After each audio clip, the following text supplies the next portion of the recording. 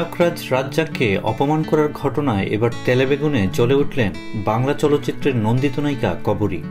তিনি বলেন, এরা কারা, কে, একে বহিষ্কার করা, তাকে সতর্ক করা, এসবের সাহস তাদের কে দিয়েছে? একটা ভালো সিনেমার নির্মাতাকে আজকাল এফডিসিতে পাওয়া যায় না। কি হচ্ছে এফডিসিতে? আমরা জানি এই সরকার সংস্কৃতি বান্ধব সরকার, অথচ চলচ্চিত্রের মতো এত বড় একটা মাধ্যমে সংস্কৃতির নামে যেসব অপসংস্কৃতির চর্চা হচ্ছে তা কি মন্ত্রণালয় খেয়াল করছে না? আমি তো বলবো মন্ত্রণালয় সঠিক পদক্ষেপ নিচ্ছে না। তাছাড়া সঠিক জায়গায় সঠিক মানুষটিও নেই। আমিও বলতে চাই, কে কি বলছে এসবকে পাত্তাই বা কেন দেওয়া হচ্ছে? আর কারো যদি এতই সাহস হয় তাহলে সে যেন সামনে এসে বলে যে চলচ্চিত্রে কার অবদান আছে আর কার নেই।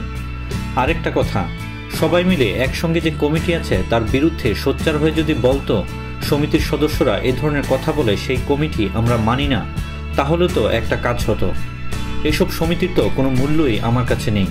তাদের কাছে কি আমার জবাবদিহি করতে হবে আমার অবদান আছে কি নেই? প্রিয় দর্শক, এ বিষয়ে আপনার মতামত কি? কমেন্ট করে তা জানিয়ে দিন।